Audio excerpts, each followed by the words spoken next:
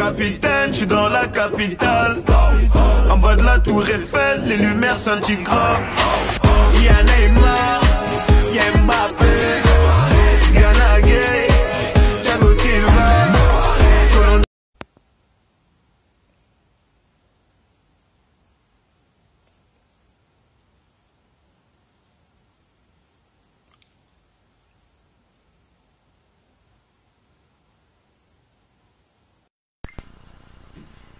Hop, hop, yups, yups, yup, wow, yup. Je joue au ballon, yup, yup. Alors, aujourd'hui, je vais vous présenter... Bonjour tout le monde, bienvenue sur ma chaîne. Si vous n'êtes pas abonné, n'hésitez pas à vous abonner. Ah là là là là, mon Dieu, dans quel monde vivons-nous? Dans quel monde vivons-nous? Hops.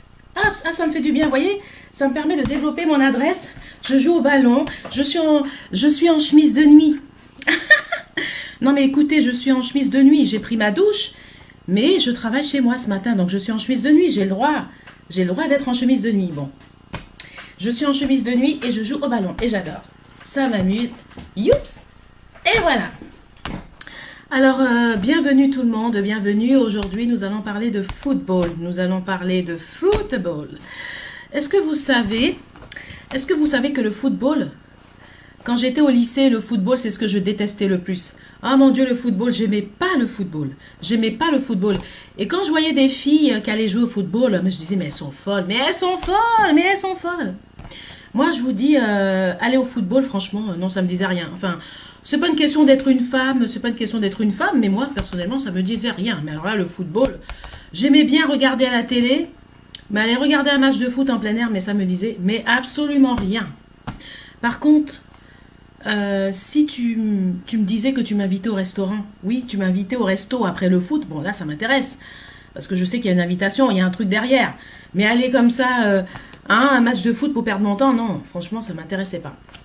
Aujourd'hui, j'ai changé parce que j'ai découvert ce que c'est que d'être un joueur de foot. J'ai découvert les tensions, les stress, la presse, toujours être obligé de se défendre dans les interviews, et puis les critiques. Ah ouais, t'as vu son compte en banque, ah t'as vu sa bagnole, ah il est riche, ah il a le fric, ah mon Dieu, il fout rien, sa femme, elle arrête pas de se servir sur son compte. Yops. Alors, aujourd'hui, vous savez, alors ça, je vous présente le ballon. C'est un ballon que j'ai reçu en cadeau, que j'avais reçu en cadeau pour Noël, parce que j'avais commandé un ballon pour Noël. Et voilà mon cadeau, et je m'amuse tous les jours. Voilà, je fais des exercices d'adresse, parce que vous savez qu'avec l'âge, quand on dépasse la trentaine, il faut s'entretenir, il faut faire du sport, il faut faire marcher sa réactivité. Et le ballon, c'est génial, je vous dis, même pour les seniors. Même pour les seniors, si vous avez entre 50 et 60, travaillez avec le ballon. Ça va vous rendre jeune, ça va vous rajeunir. Eh oui, ça va vous rajeunir. Regardez. Alors, en fait, ce ballon-là, je vous dis, ça me rappelle la Coupe du Monde en 1998. Vous savez que l'équipe de France, beaucoup disent que nous avons une des meilleures équipes du monde, et c'est vrai. Mais être une meilleure équipe, ça ne veut pas dire tout gagner. Comme être une personne extraordinaire dans la vie, ça ne veut pas dire tout gagner. Vous savez, dans la vie, on peut être une personne extraordinaire, avec toutes les qualités du monde. Bon, toutes les qualités, c'est un peu exagéré, mais on peut être une personne avec beaucoup de qualités. Mais ce n'est pas parce que tu es bon, ce n'est pas parce que tu es excellent, que tu réussis partout et que tu gagnes tout. Et ça, faut le savoir. Une équipe, c'est pareil. Une équipe traverse des hauts et des bas. Tu peux être une très bonne équipe. Il y a des moments tu gagnes, il y a des moments tu gagnes pas. Il y a des moments c'est dur. Il y a aussi un facteur chance. Malheureusement, c'est triste à dire. Il n'y a pas que le travail, il y a aussi un facteur chance. Ça peut arriver qu'aujourd'hui, ce jour-là, tu as beaucoup de tension, tu as beaucoup de pression, tu n'as pas bien dormi la nuit. Voilà, tu n'es pas très sûr de toi. Il y a des jours, c'est pas parce que tu es un grand joueur. Tu peux être le plus grand joueur du monde. Et il y a des jours, tu doutes. Parce que tu n'as pas dormi. Je sais pas, tu n'as pas dormi la nuit, tu as passé une mauvaise nuit, tu doutes. Tu te dis, mon Dieu, je vais taper. Qu'est-ce qui va se passer? Est-ce que ça va rentrer dans le filet? Est-ce que le filet va le retenir? Est-ce qu'il va y avoir de la colle? Est-ce que ça va fixer? Est-ce que ça va passer? Est-ce que ça va raser? Tout ça, on ne sait pas. Donc, c'est pour vous dire que, voilà, les joueurs, c'est pas des machines, c'est des humains. Il y en a qui vont me dire, ouais, ils ont de l'argent, ils font ce qu'ils veulent. C'est pas une question d'argent. Tu sais, tu peux avoir de l'argent, mais ton corps te rappelle à l'ordre. Tu es un être humain. Que tu aies l'argent, que tu n'aies pas l'argent, même avec l'argent, tu es fragile. Parce que ton corps, là, même quand tu as l'argent, là, ton organisme, là, tu es un humain, tu es un être humain. Même quand tu as l'argent, là, ton corps est fragile, même avec l'argent. Ta tête est fragile, tu peux tomber en dépression. C'est pas parce que tu as des millions sur ton compte. Ton corps, là, c'est toujours le même corps. Même avec l'argent, là, tu peux te faire écraser, tu peux te faire bousiller. Le corps, c'est le corps. L'argent, ça veut rien dire, au fait. L'argent, ça t'empêche pas de rester humain. C'est ça que vous comprenez pas. L'argent, ça t'empêche pas de tomber en dépression. Aujourd'hui, là, tu peux avoir 1 million sur ton compte et puis être complètement déprimé. Et boire une bouteille de whisky en une journée. Hein. Et pourtant, c'est même pas une question d'argent. Tu manques pas d'argent. Tu peux avoir 1 million sur ton compte. Moi, je vous dis, j'ai connu des gens qui avaient 1 million sur leur compte et qui vidaient une bouteille de whisky en une journée qu'on finit en désintox. Et c'était pas des gens qui étaient dans la misère. Hein. C'était pas des gens qui n'avaient pas de sous. Mais par contre, ce sont des humains. Ils sont comme tout le monde. Ils ont des baisses de pression, des baisses de confiance.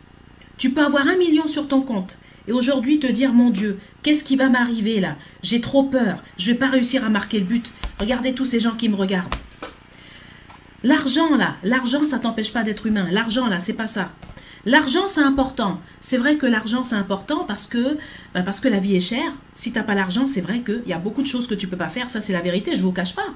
Après l'argent c'est pas tout dans la vie. L'argent ça fait pas tout. L'argent ça donne pas l'amour. L'argent, ça donne pas l'amour. C'est pas parce que tu as de l'argent, ça veut rien dire.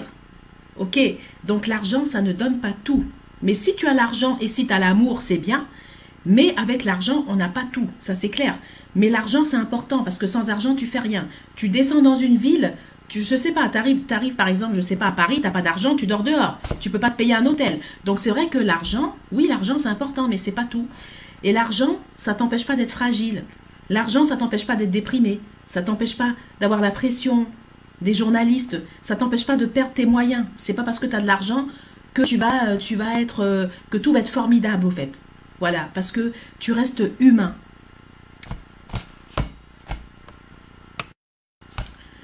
Vous êtes amoureux, vous êtes un homme et vous êtes amoureux d'une femme qui est bien, une femme qui fait plein de choses. Vous aimez cette femme que parce qu'elle réussit plein de choses. Et le jour où cette femme, elle rate un truc, c'est-à-dire qu'elle a réussi 5 trucs, et puis aujourd'hui, elle rate un truc, vous l'aimez plus? Vous la détestez parce qu'elle n'a pas réussi aujourd'hui, et vous lui dites, hé, toi, t'es une pauvre conne, allez, casse-toi. Si tu réussis plus, là, maintenant, je te laisse, hein, parce que ça m'énerve. T'as réussi 5 trucs, et puis t'as raté le 6e. C'est ça pour vous. Et c'est comme ça que ça se passe pour vous. Eh ben non, je suis désolée. Quand tu aimes un homme, quand tu es amoureuse d'un homme, tu l'aimes. Tu l'aimes quand il gagne et même quand il gagne pas, tu dois être avec lui. Tu dois l'aimer et l'encourager et lui dire non, ça ira mieux la prochaine fois. De la même façon que quand tu aimes une femme, quand tu es amoureux d'une femme, tu aimes cette femme quand elle réussit, mais aussi quand elle perd. Tu continues à l'aimer et à l'encourager pour qu'elle regagne encore.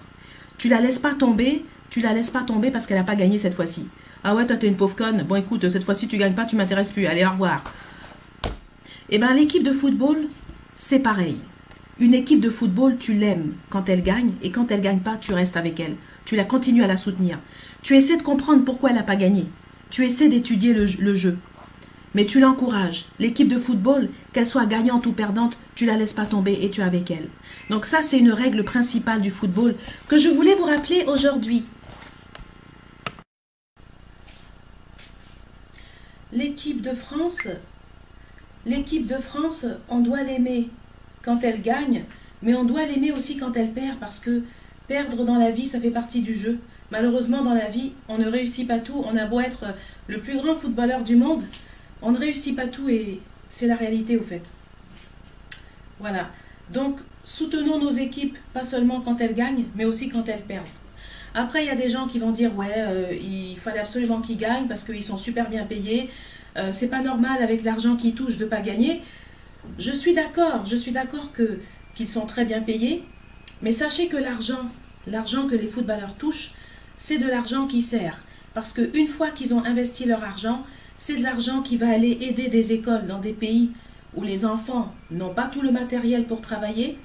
C'est de l'argent qui va pouvoir permettre d'offrir du matériel à des écoles et aussi à des établissements.